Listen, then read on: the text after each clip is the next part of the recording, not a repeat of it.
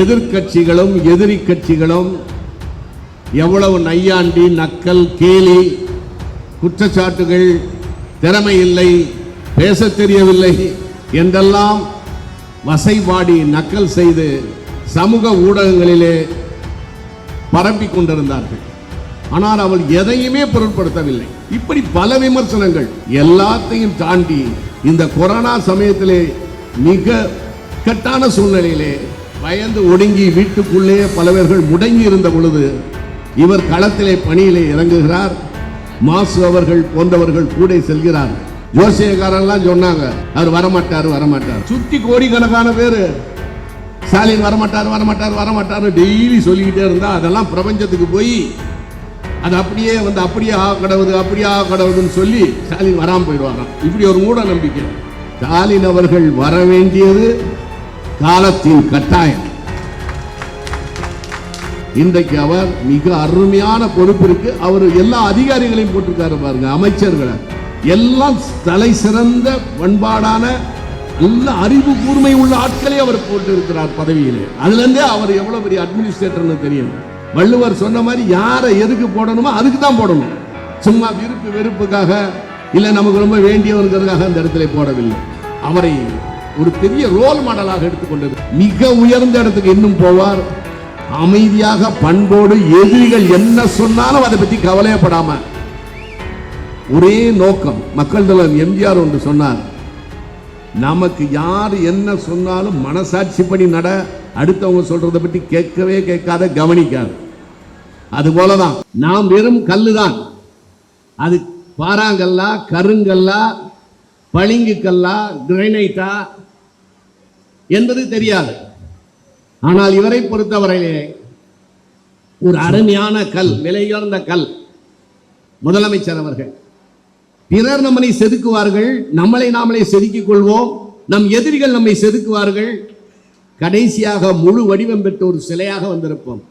அப்படித்தான் இன்று முழு வடிவம் பெற்ற ஒரு சிலையாக இருக்கிறார். அதாவது ஒவ்வொரு மனிதனும் எதிரிகளைத்தான் அதிகமாக நேசிக்க வேண்டும். ஏனால் அவர்கள் தான் நம்மளை செதுக்கின்ற சிற்பிகள். முதலமைச்சர் அவர்கள் யாருக்கு நன்றியாக இருக்க வேண்டும் என்றால், முதலில் இந்திரா காந்தி அம்மையாருக்கு தான் நன்றியாக இருக்க வேண்டும். அதற்கு அடுத்தது ஜெயில் துறை அதிகாரியாக இருந்த வித்யாசாகர் அவர்களுக்கு. அவர்கள் 2 பேரும் இல்லை என்றால் அந்த ஒரு வருட சிறை வாழ்க்கை, தியாக வாழ்க்கை அவருக்கு கிடைத்திருக்க வாய்ப்பில்லை. ஒவ்வொரு படியாக அவர் கடந்து வரும் பொழுது நிறைய விமர்சனங்களை நான் கேட்டேன். அவர் 2010 தேர்தலிலே கலைஞர் அவர்கள் முதலமைச்சர் ஸ்டாலின் என்று சொல்லியிருக்கலாம்னார்கள். 2010 திமுக தோற்றதுக்கு அவர் ஸ்டாலின் என்று சொல்லியிருந்தால் கலைஞர் நன்றாக இருக்கும் என்று சொன்னார்கள். இப்படி பல விமர்சனங்கள் எல்லாத்தையும் தாண்டி சரியான நேரத்திலே மிக அருமையான ஒரு பொறுப்பை ஏற்றிருக்கிறார். இந்த கொரோனா சமயத்திலே மிக இக்கட்டான சூழ்நிலையிலே அவரே களமிறங்கி எல்லா இடத்துக்கும் போனார். பார்த்தேன் நான். பயந்து ஒடுங்கி வீட்டுக்குள்ளே பல பேர்கள் முடங்கி இருந்த பொழுது இவர் களத்திலே பணியிலே இறங்குகிறார். மாசு அவர்கள் போன்றவர்கள் கூட செல்கிறார். ஒரு சாதாரண ஒரு சின்ன அலுவலகத்தை ஒருவன் நடத்த முடியாது. நம்ம நாட்டிலே இருக்கக்கூடிய தொல்லைகள், மனிதர்களுடைய எடுக்கின்ற முடிவுகள், அதிலே இப்படி சமாளித்து சவால்களை ஏற்றுக்கொண்டு அவர் இருக்கிறார் என்று சொன்னால் அவர் பாராட்ட வேண்டும். என்னுடைய மகளுடைய திருமணத்திற்கு வரும் பொழுதும், என்னுடைய மனைவியின் மறைவிற்கு வரும் பொழுதும் என்ன நாகரிகத்தை, பண்பாடை அவர் பின்பற்றினார் என்பதை பார்த்தபோது வியப்பாக இருந்தது. முதலமைச்சர் பதவி வந்தவுடன் பேரறிஞர் அண்ணா அவர்கள் திருச்சியிலே சென்று பெரியாரை பார்த்தார். இதே மாதிரி இவர் முதலமைச்சரானவுடன் மார்க்சிஸ்ட் கட்சி, கம்யூனிஸ்ட் கட்சியைச் சேர்ந்த சங்கரையா அவர்கள், நல்லக்கண் அவர்கள் போன்றவர் முதுபெரும் தலைவர்களை போய் பார்த்து அவரிடம் ஆசி பெற்று வந்திருக்கிறார். இதெல்லாம் தான் பண்பாடு. நமக்கு முன்பே சென்ற சாதித்த மாபெரும் மனிதர்களுடைய நற்பண்புகளை தனக்குள் வசீகரித்துக் கொண்டு நாம் தனித்து விளங்க வேண்டும். ஆனால் இன்றைக்கு இருக்கிற தலைமுறைகள் யாரையுமே பார்க்கறதே இல்லை, யாரையுமே நிமிந்து கூட பார்க்கறதில்லை. அது ஒரு சுயமரியாதை என்று நினைத்துக் கொண்டிருக்கிறார்கள். அது தவறு. பிறரை நேசித்தால்தான், பிறரை உற்று நோக்கினால்தான் அவர்களுடைய வாழ்க்கை நமக்கு தெரியும், அவருடைய நடவடிக்கைகள் நமக்கு தெரியும். ஏகப்பட்ட பயோகிராபிகள் படித்தால்தான், பல பேருடைய வாழ்க்கை வரலாற்றை நாம் படித்தால்தான் நாம் எந்தெந்த இடத்தில் அவர்கள் இடறுகிறார்கள், எப்படி சமாளித்தார்கள் என்று நாம் தெரிந்து கொள்ள முடியும். அதை மிக சரியாக இன்றைக்கு முதலமைச்சராக இருப்பவர் அவ்வளவு அருமையாக அவர் ஒவ்வொரு விஷயத்திலையும் நகர்த்துகின்றார். நான் ஒரு யூடியூபிலே பாராட்டி பேசினேன், அவருடைய முதலமைச்சர் பதவிக்கு வந்ததை பாராட்டி பேசினேன். உடனடியாக பண்பாடோடு அடுத்த நாளே எனக்கு தொலைபேசியில் தொடர்பு கொண்டு என்னிடம் நன்றி தெரிவித்தார். மனிதனுடைய வாழ்க்கையில் முன்னேற்றத்திற்கே நன்றி நன்றி நன்றி, இதுதான். நன்றி மறந்தவன் என்றும் கெட்டதே இல்லை. மக்கள் திலகம் எம்ஜிஆர் அவர்கள் தரையில் உட்கார்ந்து அவருடைய நாடகத்தை பார்த்தது எனக்கு தெரியும். நான் அப்பொழுதெல்லாம் சென்னையில் இருக்கிறேன். அப்படிப்பட்ட ஒரு பாக்கியத்தை பெற்றவர். எல்லாருக்கும் பாக்கியம் கிடைக்கும், ஆனால் அதை சரியாக உபயோகப்படுத்துகிறார்களா என்பதுதான் கேள்விக்குறி. மிக அருமையான கையில் ஒரு பாக்கியம் கிடைத்திருந்தால் அதை எப்படி கொண்டு செல்வது என்பதுதான் முக்கியம். அவருக்கு கிடைத்த மனைவி, பிள்ளைகள் எல்லாமே பாக்கியம்தான்.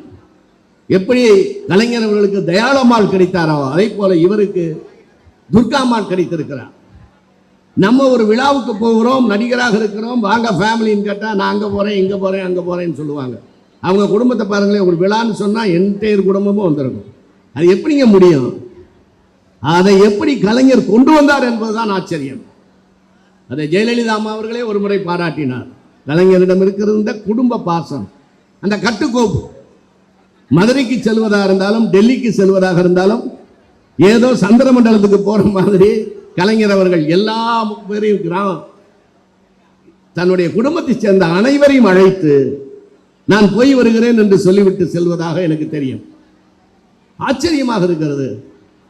எல்லாரும் சொல்லுவார்கள் கோபாலபுரத்தை சுற்றி அவர்கள் குடும்பம் இருக்கிறது என்று. எப்படி இருக்கும்? நாம இழுத்து இழுத்து வச்சாலே ஓடுறாங்க நம்ம குடும்பத்தில் எல்லாம். எப்படி அவர்களால் கட்டுக்கோப்பா இருக்க முடியும்? ஜோசியக்காரெல்லாம் சொன்னாங்க அவர் வரமாட்டார் வரமாட்டார். நம்ம இந்தியாவில் ஒரு தவறான ஒரு கருத்து இருக்கு. என்ன என்று கேட்டால், சுத்தி கோடிக்கணக்கான பேர் ஸ்டாலின் வரமாட்டார் வரமாட்டார் வரமாட்டார் டெய்லி சொல்லிக்கிட்டே இருந்தா அதெல்லாம் பிரபஞ்சத்துக்கு போய் அது அப்படியே வந்து அப்படியே கடவுது அப்படியே கடவுதுன்னு சொல்லி ஸ்டாலின் வராமல் போயிடுவாராம். இப்படி ஒரு மூட நம்பிக்கை. ஸ்டாலின் அவர்கள் வர வேண்டியது காலத்தின் கட்டாயம்,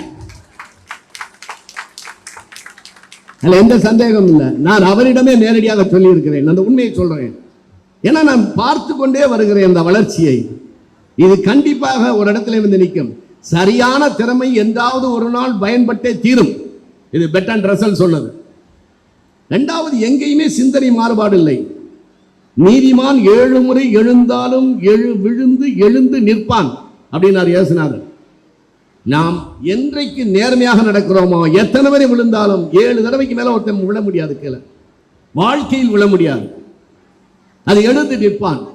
ஒரே நோக்கு, வேற எந்த சிந்தனையுமே கிடையாது.